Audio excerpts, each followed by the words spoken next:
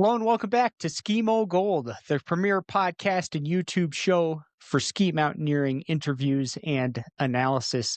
I am honored to be joined today by Cam Smith and Doug Stenclik. Doug is the owner of Cripple Creek Backcountry, based here in Colorado. They've got locations all over the place, also a great online presence, particularly instructional YouTube videos.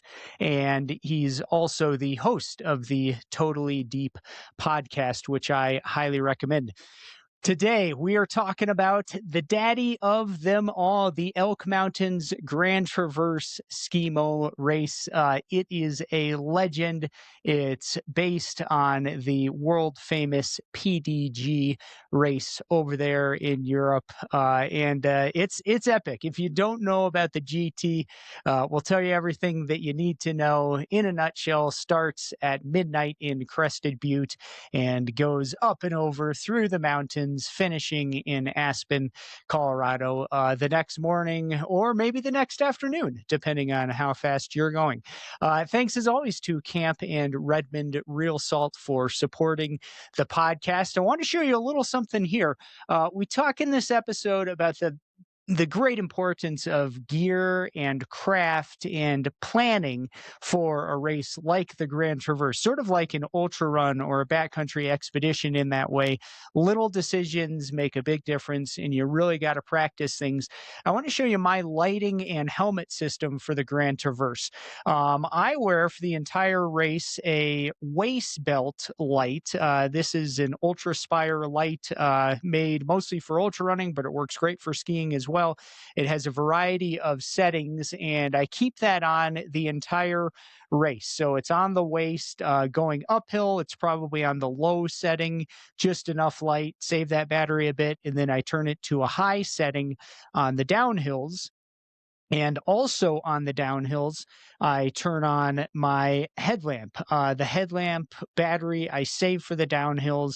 I turn it to the full bright light for those descents. As we talk about it in this podcast, the descents are not super technical in the Grand Traverse, but they're technical enough, and you got to see where you're going. You want safety first. You also want to go fast, so you want maximum lighting. I put this headlamp on my Camp Speed Comp helmet. This is my go-to day in, day out for ski mountaineering. And I really like putting the headlamp right on the helmet because, as you can see here on the YouTube, helmet's got some great tabs and straps for holding the headlamp in place. So that's how I run it.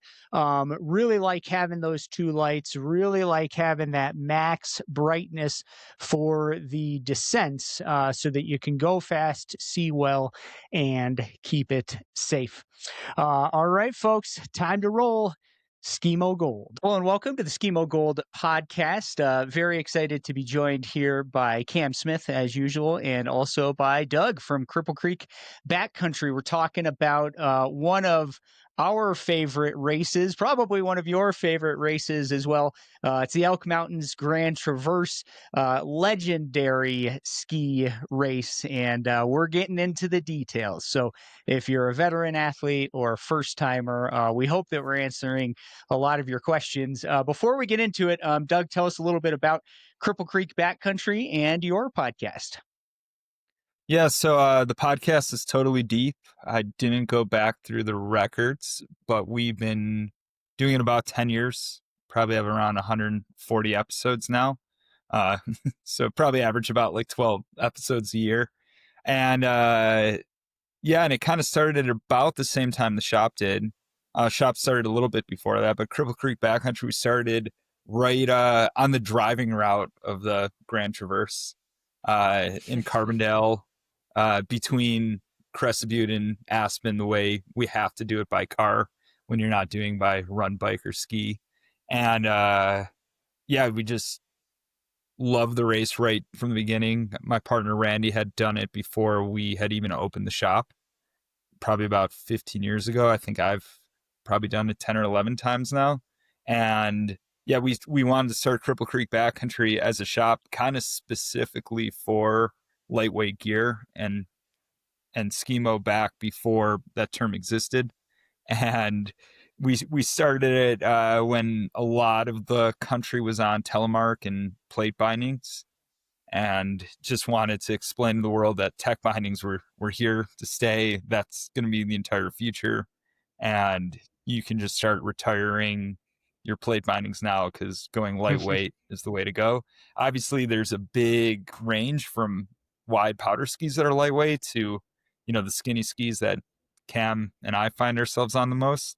But definitely starting with a nice light base was the way to go. And we started with that. We've spread. We probably have about 7 locations now throughout Colorado and 1 in Seattle, and it's all geared on making that learning curve for someone that wants to get into these races and to the sport easier, to have a resource in the community where they can kind of get out, learn about the gear, buy their first setup, rent their first setup, have someone that will take the time to help them step into a binding in a nice warm store, and always talk training and nutrition and race prep. So thanks, Travis, for having me on. I love talking about it. I love talking about it with Cam, and yeah, excited to get into it. Yeah, man. Yeah, I can't say enough good about Cripple Creek Backcountry. I mean, a lot of the athletes I work with are endurance athletes in other sports who are exploring skimo, uphill skiing, skinning, backcountry. And I always tell them, like, you guys are the place to go, whether it's online, whether it's for your videos, or just for especially trying on boots, race boots, either the super light stuff or the medium light stuff. There's not many places to go and actually try these boots, and you guys do a fantastic job with that. And again, it starts online. You've got a great video library, but get there in person. Now that you guys have so many locations, it's really good. So anyway, keep it rolling. It's been fun to see that growth. So anyway, let's get into the Grand Traverse. Again, a legendary race, one of our favorites. We're going to go through some stats, the course, training ideas, gear, fueling, and other details, and then a few memories from the race for each of us. This race started in 1998. It's run just about every year since then. There's been a couple of little interruptions, including, unfortunately, last year, 2025, last minute cancellation due to conditions. Sometimes, if it's not safe to go all the way from Crested Butte to Aspen, we do the reverse, where you go sort of almost halfway and then come back, and that's still an epic journey as well, which I've done a number of times.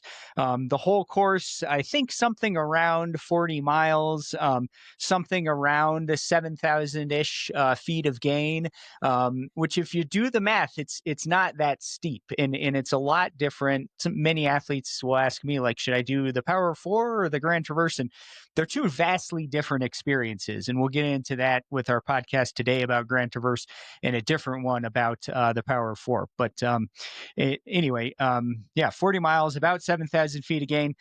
It's a unique race. It's really an ultra endurance experience, kind of like the Vapor Trail 125 bike race, kind of like, an ultra run, because in the Grand Traverse, you're starting at midnight in Crested Butte. And, if you're Cam, you're finishing early the next morning. If you're most people, you're finishing kind of late the next morning, or midday, or the next afternoon. It can become a long ultra endurance journey. A couple more stats. Course record, I think, is Cam and Tom Goth. Is that right, Cam? You guys still have the record? 6 hours and 6 minutes. Yeah, 6:06 from 2021. 6:06, and then it's for me to think of that, it's mind-boggling. I mean, that is so fast, and for most people, again, this is a slow and drawn-out effort. For the top athletes like Cam, it's a high end. I mean, these guys are just hammering the whole time to get it done that fast. And yeah, those are the main stats. Let's get into the course itself. I'm going to turn over to Cam and Doug. Break it down, guys. What are the parts of the course, and what should people expect out there? Again, beginning in midnight at Crested Butte, like, just standing on the starting line is epic and it's exciting. It's scary, particularly for a first time racer. You know, there's a lot of unknown out there, and that is part of the allure of this special event. Well, Cam, why don't you start from your side, and when you get closer to my side of the Elks and the Aspen Valley, I'll take over. Perfect. Yeah, do a Great. handoff Yeah, there. sounds good. I'll pass off right where the watershed crosses over. So the race really begins with that day before, like you alluded to, Travis, with the midnight start.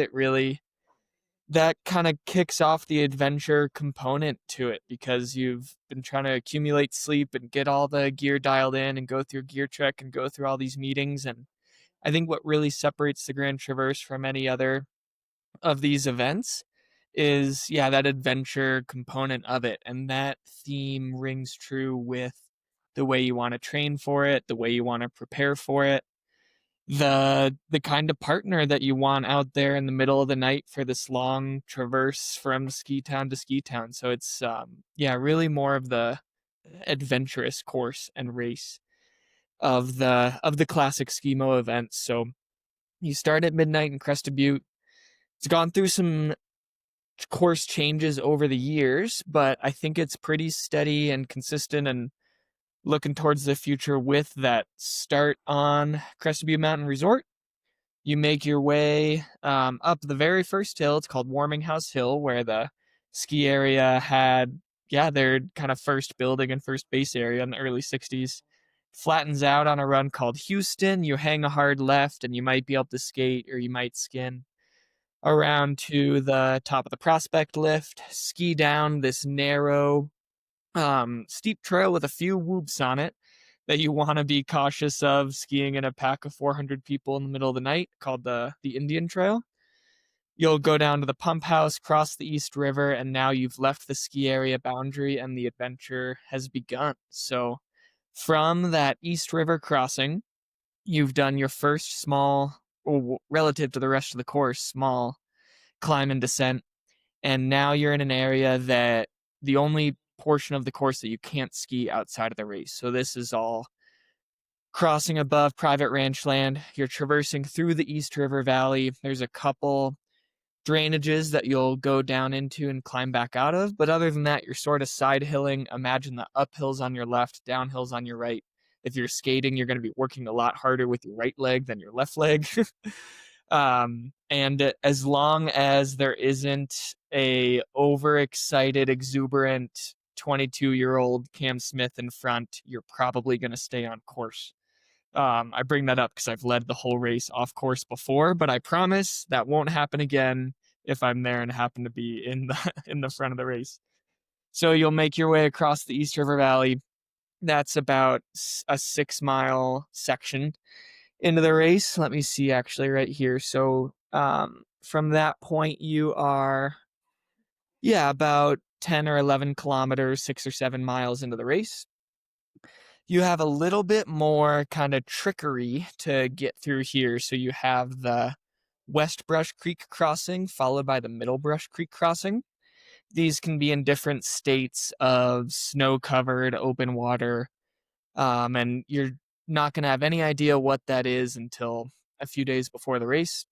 But normally there's a snow bridge you can cross. Just be careful of that open water, because that has ruined many a race of people getting their boots wet, skins wet, and those are just done for the rest of the night. There's no drying things out in the middle of the night out in the Colorado backcountry in late winter. You'll make those 2 creek crossings, and then once you've crossed Middle Brush Creek, the climb up to Star Pass begins. And this is where the course gets real. This is the longest, steadiest climb. This is where kind of you're going to find out what kind of race you and your partner are in for. Are you going to have the energy for this climb? Are you going to be behind on fueling? Like, it's stuff's getting real now. Like, you've finished some of that in and out of drainage and creek crossing trickery, and now it's just time to climb. And like you alluded to, Travis, it's not very steep until you get up past Friends Hut and start making your way up to Star.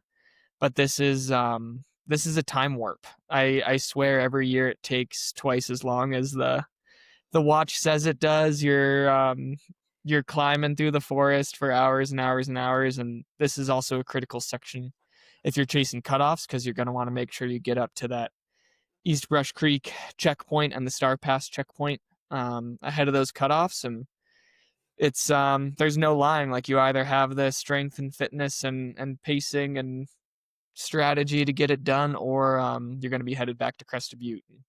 Then you've gotten to Star Pass, the high point of the course, and you're ready to ski down towards Aspen. So actually, technically, this is still our watershed, Doug. I guess I can't pass it to you until Taylor, Yeah. right? Yeah, I guess like if I had if I had to add any 2 cents for the part Cam's describing, the energy around this race, it really is like no other. Starting with 500 headlamps like on the start line, and the midnight start, it really takes over. So if we are talking about pacing and course at all, it's like so easy to go out too hard on the side, on the Crested Butte side, and there's so much more racing left than you can possibly believe. So even 6 miles into the race, it feels like you've really come a long way, because a lot of tours don't go that long. But you're not even a quarter of the way through the night. Yeah, that's key. It's impossible to overestimate the challenges that just making it up to Star Pass can include. And then you make your biggest backcountry descent of the race. It's 1,000 feet, 1,200 feet of often dry, um, forgiving deep powder, because it's a steep north-facing slope, or steepish north-facing slope in at the end of March. You'll get down to where there's often an unofficial checkpoint. We can't officially count on it because it's a volunteer that sets up a bonfire down there and might have warm drinks and a fire and some encouragement, or might not. And then you start traversing over to Taylor Pass. So this is a little bit of a flatter section. The sun is maybe starting to come up, or has come up for a lot of people. And you're a bit more exposed to the elements now. Not so many trees as there are making your way over to Taylor. And yeah, generally flat making your way to Taylor Pass, which is the next major sort of milestone. You're getting above 12,000 feet again, and then now you are in the Roaring Fork watershed, and Doug has all the expertise. So here we go. Yeah, from the bonfire that may or may not be there, as Cam described. Again, I would just this is my time warp when you're in Taylor Flats. So I would just say, getting up to Taylor Pass, the trees are tough coming up to Star Pass because every kind of turn looks the same. But in Taylor Flats, you just have no frame of reference that you're really making progress. I guess the other thing is, on clear years, you can usually see people on top of Taylor Pass from quite a far bit away. And usually I'm suffering in somewhere in the gap behind Cam's cohort and the rest of the pack. And I'll see the lights up there, which means they're probably already a half hour ahead of me. And you're seeing very far down the course. And that's a part that I would say gets incredibly cold. So something to think about as you approach Taylor Pass is that's usually where I see people the coldest. It might be because it's so high exertion to get up over Star Pass. It's a much steeper climb, and Taylor's much more gradual. And then it just stays on you. So from top of Taylor, I know we've come to a consensus on this before, Cam, so we might have to go back and forth. But you will have a decision to make if it's time to pull skins for the first time in a while since you skied Star, or to keep them on. You basically have 3 punches past Taylor before you're to the next real checkpoint. And I would say easiest is there's no real thinking if you just keep skins on, but they are proper descents of at least a few hundred feet. What would you say, Cam? Yeah, ranging from probably 150 to 300 feet. Yeah. I'd have to look to get the exact numbers, but something like that. So if you're efficient with your transitions, and you trust your skin glue to have those come on and off your ski, then you can definitely go faster by taking those skins off, but often people will decide to just leave them on. Yeah, and sometimes I do it just for sanity purpose, just so you're skiing a Yeah. little more in the middle of the night. But yeah, that gets you down that final descent, takes you to, I would find almost everybody would pull skins getting into, um, what hut is that? Barnard. Yeah, so the Barnard hut. biggest of those 3 camel humps is the biggest descent will be that final one, that third one that takes you to Barnard. Yeah. And then you have an aid station there, a checkpoint, and leaving Barnard, you'll see some uphill, but it's gonna come by really, really quickly because then you make a descent to Richmond Ridge. And so if you can make your way up that little punch out of Barnard without putting your skins on, if you can skate, great. That's pretty impressive at that point of the race. If you sidestep just to get it done, awesome. If you walk, if the snow's consolidated enough, cool. But you probably don't want to put skins on because you've descended into Barnard, and then following that short little punch, you're going to descend towards Richmond Ridge. And that's quite You're a going to want descent. you're going to want every free yard of distance that you can get going into Richmond Ridge. This is a question I've been asked because from the olden days, we used to have a mandatory 10-minute stop at the Barnard Hut, which no longer is mandatory.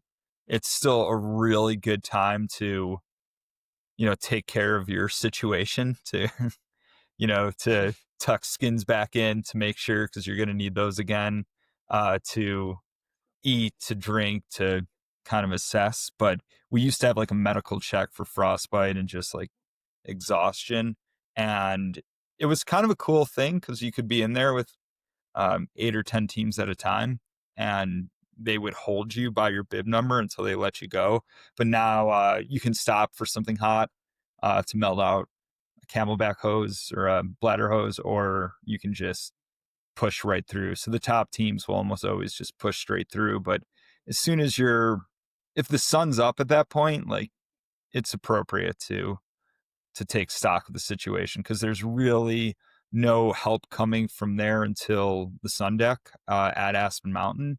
And this part, we've talked about it before. I think on a good year, how long does it take you to get from Barnard to sun deck, Cam?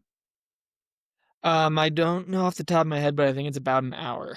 Yeah, Like so I think in good hammering. years, I've done Yeah. that in around like an hour 15, which is awesome. And you're having a great race.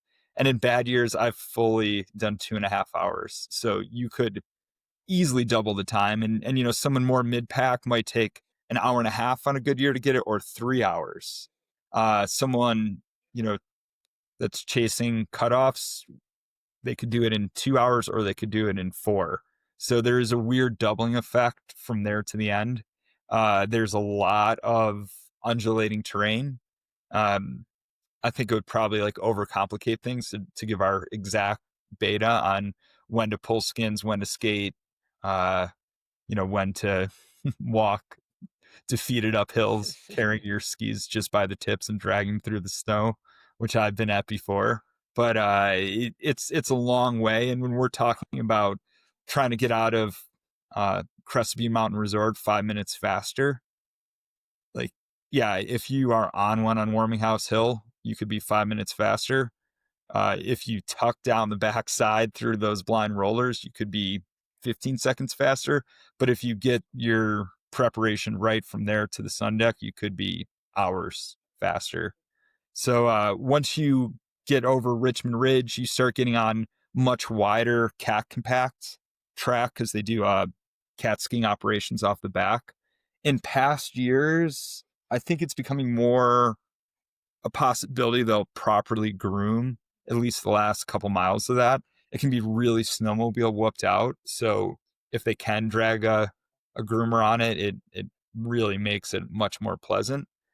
When you practice your skating, you think that you can skate well until you're on really whooped out snowmobile track.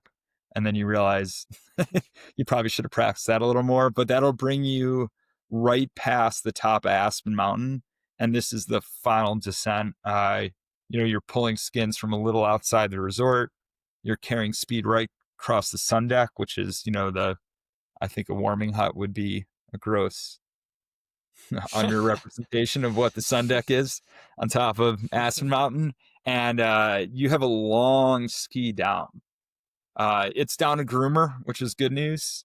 But it's long. It's pretty steep at times. And it's usually not super challenging, but there's been years where we've had bad weather where it's snowing hard and your goggles have iced up hours ago.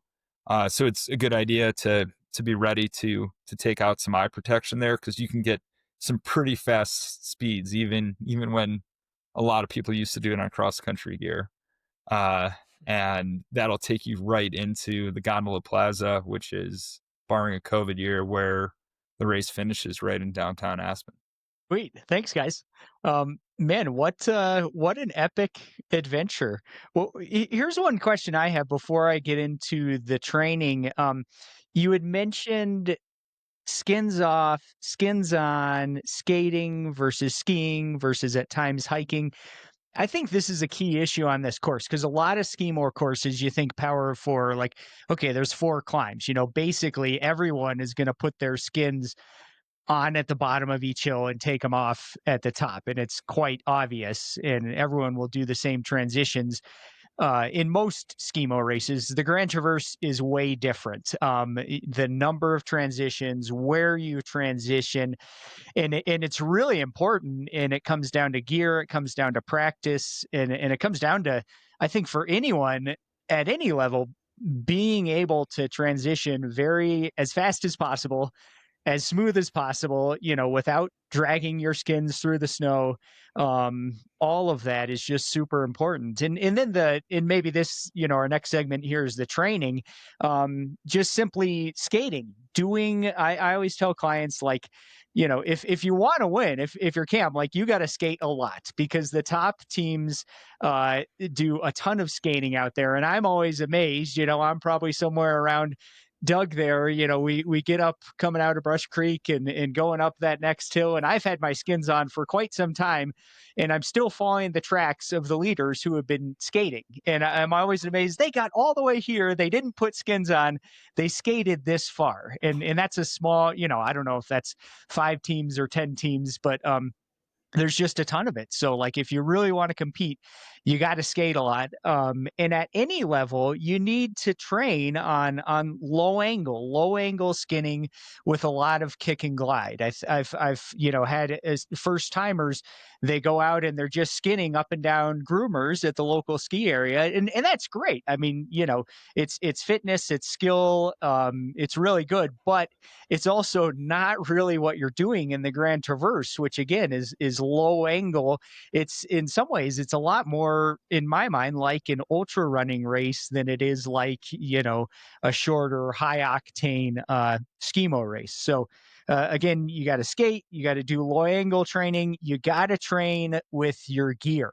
The craft in this race is huge. It's not just fitness, it's all these little skills. So you need to get that gear list early, fill up your pack, and train with that pack fully loaded. And also in the cold, hopefully at night. So you're working with your lights, you're working with your hydration sources, and you're working with your food sources, and being able to do it in the cold at night without the water freezing, and with a way to get the food into your mouth and into your stomach, because it's way different. As you guys said, up in the cold parts of the course, it's a lot different from doing that in the middle of the day, when it's warm and sunny at noon. So you really got to practice that stuff. And you do, you need to ski some downhills as well, but probably most people who are pretty good, downhill or backcountry skiers, that's not the issue on this course. It's more the duration, again, the specific skills. It's being out there that long and nailing the fueling. And I would add, train with your teammate as much as possible. And that's, sometimes can be easier said than done, depending on where you live and schedules, etc. but great to be on the same page, the same mindset. You know, working together, knowing how to support each other through highs and lows, practicing towing potentially, if that's something that you want to do. Or I'd recommend to everyone, both people have a tow line set up, even if you're not planning on using it. You might need it. You might even need it for, one year my teammate got hurt and like, the towing became an important safety component. So you got to be ready. All right, I'm kind of rambling. What else, guys? Training, Well, gear, what fueling, other details. what I would say about that is the towing. I'm 100% with. We can talk about that more. That's that big difference between 2 hours in Richmond Ridge and 4 hours. A tow strap could keep you on the front half of that instead of the back half. Uh, what I would say about the skating specifically, and then I have a question just about general races across the world for Cam. The skating is less important than anybody thinks. And even when you broke it down, is I would say for a podium spot, you have to be able to skate a lot of it.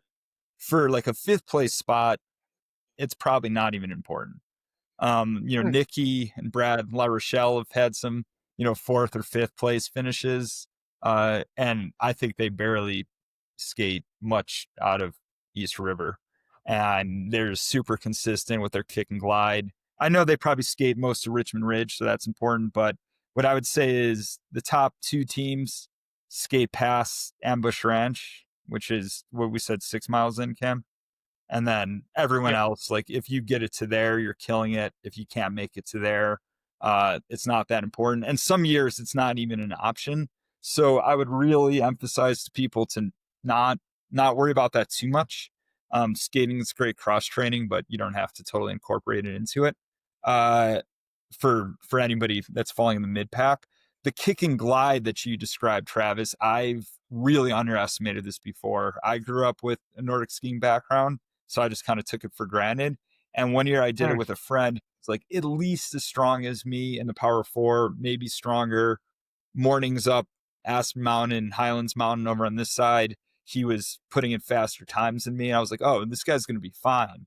And we got into like a year without much skating, and he kept falling behind. And I was like, okay, I'll just go slow. And I'd be going slow, and then the light's right behind me. I turn around and there's like two teams in between me and my partner again. I was like, how did this happen? And I was like, hey, you got to go first so I can see like what's going on here. And he was missing half of his stride that he could have been staying on the ski and working literally twice as hard. And we just never addressed that going into the race. He just kept hammering vert every day, putting in really fast efforts, and really suffered during the race. So the kick and glide, if you're going to put the technique emphasis somewhere, I would, unless you're trying to compete with Cam, I would put the emphasis into the kick and glide versus how far you can skate on snowmobile whoops. My question, and you, Yeah. yeah, go ahead. What do you think, Cam? Yeah, I mean, you said something earlier about like we won't tell you exactly where to skate, skin, and ski on Richmond Ridge, and that's not a smug hiding info so that Doug doesn't get passed by those teams that keep breathing down his neck each year. It's because you can't really tell someone Yeah, how to handle themselves when they are just in the vortex of Richmond Exactly. Ridge. Like at that point, there's often no matter who you are, no matter how your race has gone, there's an issue or an obstacle that you overcome. yeah. And hopefully it's one or two. Hopefully it's not 6 or 7 of them. But someone might have gotten behind on fueling. Someone might be having pain somewhere on their body. Someone might have broken a pole. Like there's something has gone wrong by that point, no matter who you are. And so all the best laid plans go out the window once you're punched in the mouth on Richmond Ridge. So that's why there's no textbook for exactly how it's going to work, and you don't know what the snow will be like exactly either. And my question for you, Cam, I would call both this and the next race, the Power Four we're going to describe, pretty unique in the country, if not in the world. Power Four, as Travis explained, is more straightforward, but it's still one of the few places without real marked transitions. Any other race you go to, I assume even like the PDG, like is it designated what skins are on when you're skiing, when you're skinning.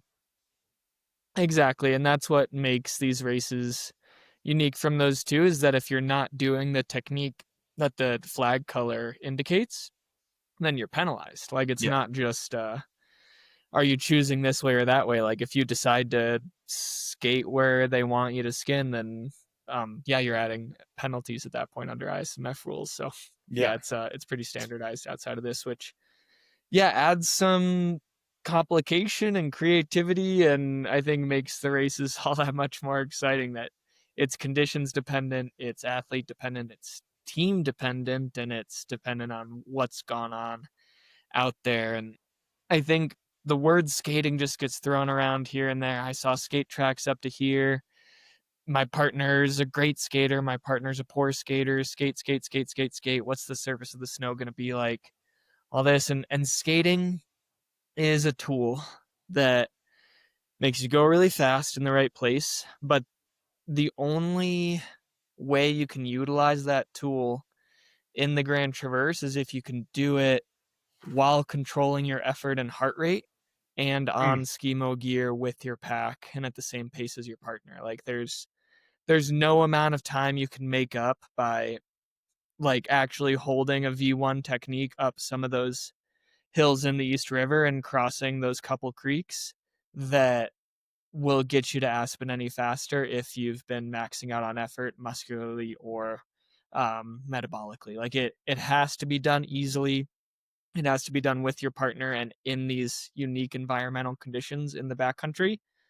And if you haven't checked all those boxes, then it's not worth it. And if you can check all those boxes, that's going to help you get to Aspen in record time. But unless you can check that controlled effort, this works with my partner, this works with the conditions, this works with the gear that I have on, then there's no way it can be useful. Like, a lot of those skate tracks you might have seen, Travis, could be teams that you passed a few hours later. You don't know for sure that was the top team, right? Like, I've had teams go ahead of me skating in places where I think we should skin, that then I pass a few hours later, and then I'm waiting for 2 or 3 or 4 hours at the finish line for them. Like, it has to be done right, which I think in some way should take the pressure off people that you need to have those boxes checked before you can think about it.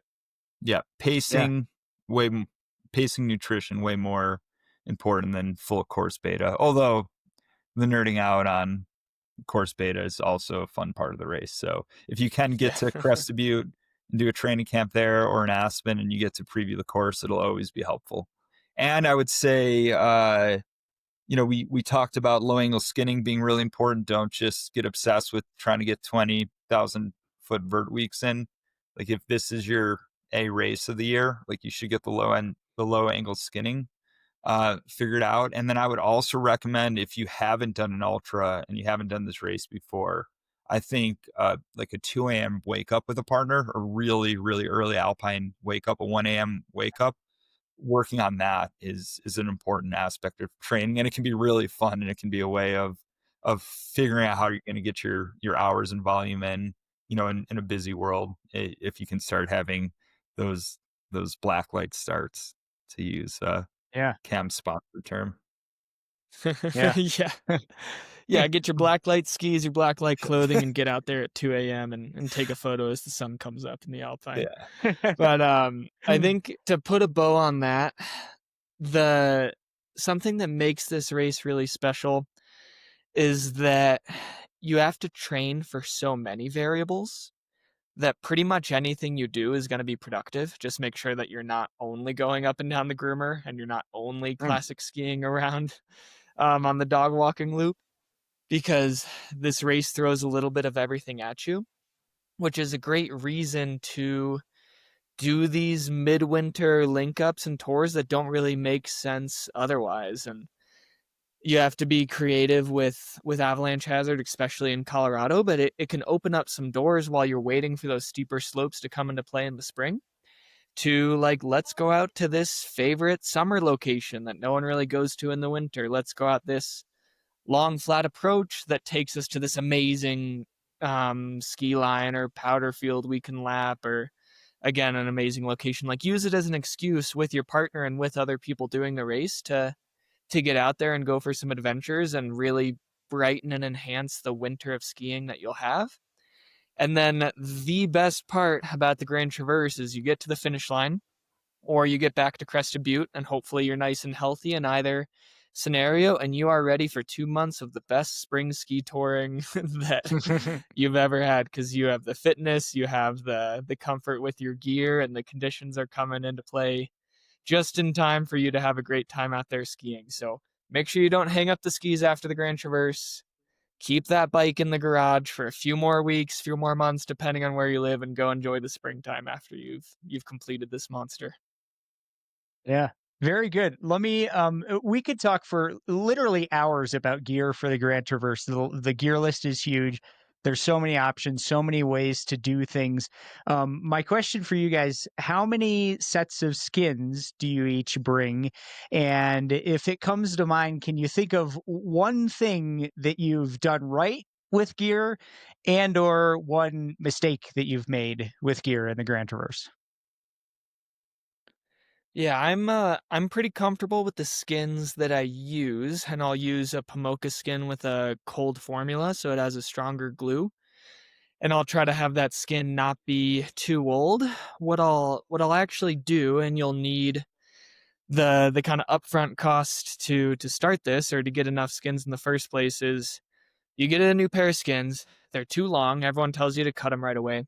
Actually, leave them the way they are for a few weeks, because what happens with skins is that tail of the glue is what's going to wear out the fastest. So let that Um, for the last few inches of the skin lose their stick, get a little dirty, trim that off. Use it for a few more weeks, trim it again, and then when you're getting ready for the race, then you trim it to your final racing length, which mm, there's a lot of variables there, but hopefully 6 or 8 inches behind your heel, because too long and it's too hard to peel off and transition with effectively, and then it's a little bit of extra weight and drag, and then too short and you don't have enough grip to get over star, and you might be risking blowing skins that way. But I guess the point there is to trim that full length skin slowly as it gets used, so that that glue's in really good shape for race day. And nice. then the point I'm getting at there is that I have 2 pairs of just bomber skins that the glue is in pristine shape. They're basically right out the box, even though I've been using them for a few weeks. And then my partner will do the same. But then, since if your skins are failing out there in the night, especially if the weather's bad, wind, precip, cold, we'll have a fifth set of skins between the two of us. Or if we think the weather's really bad, then we'll each have 3 pairs. But we're trying to get away with two, technically 2.5 pairs. But yeah, it'd be somewhere between 2 and 3, depending on how comfortable you are with your skins and what the forecast looks like. Nice. How Yeah, many do you bring, I'm Doug? totally. I totally agree with that. We always carry in the beginning. I would always do 3 pairs. As I got better at like regluing my tails, especially, or breaking out newer skins, we were able to cut down 1 pair per team. So again, Cam's talking 5 per team. Uh, I have totally. If you're talking about a mistake I've made, I've gone too aggressive, especially on Richmond Ridge, with having thin skins. It's just pink Pomoka skins are fast enough that you're not going to gain that much from going with something much narrower than the 62 that comes stock. Like, maybe you could go down to a 56, 57 and like cut off little frayed ends on the side. But if you go too much and try to use like a thong skin, I think we used to call them, like you could Mhm. really burn a lot of energy that you don't need. So Yep. that would be my big blunder I've made before, as something I've done wrong. Excellent. Very good. If I was at one gear thing that personally, I mean, again, there's so many things, but um, if there's one thing I would want to dial, it would be the fuel and hydration system that actually works. Water that you have enough water, or hopefully enough. It's a strain because you can't get much water out there, but you hopefully have enough to make it through, and it's not freezing, and you can access it. If you have a big bottle of water and it's at the bottom of your pack, like that, you can't get to it, or you're really going to use that. And for me, and again, different systems. I like putting water on my chest where it's accessible and I know it'll stay warm. And that could be a bladder, it could be soft flasks. There's different ways to do it, but most, if you just put a little soft flask on your shoulder strap, or if you have an exposed hose that's out there in the air, it's probably going to freeze, and then again, it's going to be useless as well. So, I would recommend everyone spend a lot of time with that and make sure it works. Any other thoughts? Any quick favorite memory from anyone about the Grand Traverse? I got many memories of, especially the hour you're in the ballroom before you go out to the snow with Mm, friends, taking photos and getting excited.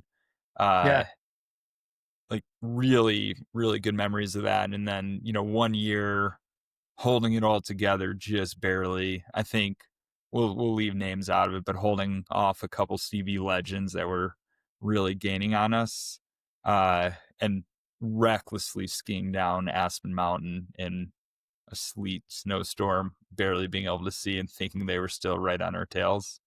It feels really good when you've done the deed and you only have to go downhill to the end.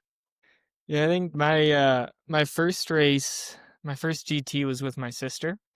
We finished Mm, 88th place, which we were very proud of, and then I haven't finished anything but first since, but 88th felt like the great victory to start with, and getting to nice. star at sunrise, which is now where I often am getting to the finish line depending on how things go out there.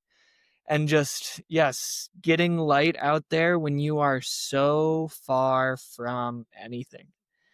Mm, There's no roads, there's no access in the summer, let alone the winter, for like 10 miles in any direction as the crow flies. Like, you are deep in the backcountry, and just being out there with hundreds of other crazy people thinking the same thing, and just feeling like I'm in a place that like almost feels kind of forbidden, like risky, like, oh, we're way out here, but we're doing it in a controlled, safe manner of, yeah, it's just such a backcountry adventure. And I think that that's what makes this race unique worldwide, is just how far out there you get, just being there with your partner, and yeah, maybe seeing some special sunrises and feeling the weather, and just, yeah, being out in the mountains. That's what it's all about. I'll throw out just real quick. I've had some positive memories of doing the reverse course, and I want to point this out because every year it seems leading up to the race, there's a apprehension. Can we go all the way to Aspen, or is it going to be the reverse? Where you go kind of a bit past the friend's hut and then come back. And yes, of course, everyone wants to go the full distance, but I've had great experiences on the alternate course, and it's still cool. It's still an adventure. One year, you guys probably both did it. We came back around the south side of Mount Crested Butte, and there must have been like 5 or 6 miles of no snow. Like, we were literally running on a dirt trail. Some people kept their ski boots on. Other people brought running shoes to change into. That was like an interesting issue. And it just, if you make it a cool adventure and you embrace what you're doing, it's still really cool. So I would just say go into it with an open mind, and if you sign up for the race and it turns out it is the reverse, make the most of it and have fun and race hard, and do the course for what it is, because it can still be really cool. Well said. I totally Yeah, that agree. If you're there with your yeah. partner and it's midnight, like, you should do the race, no matter what the course is. Yeah. Yeah, and the two-way traffic on the 400 trail coming up or back down Brush Creek is actually really fun, because the skiing gets a lot better than normal after all that It's impact, and epic. then to see each other and cheer for each Yeah. other and see your friends and see all the other people out there.